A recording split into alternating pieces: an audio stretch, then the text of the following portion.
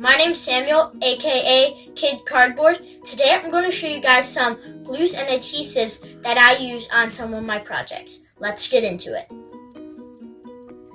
So the first glue that I sometimes use is a glue stick and washable clear glue. So this is good for gluing paper. I wouldn't recommend it for cardboard, but it's definitely good for paper and some other things. And then my second glue is rubber cement.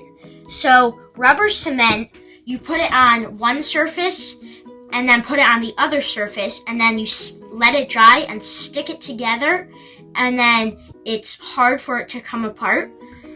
And then my third glue, which most people know, is hot glue.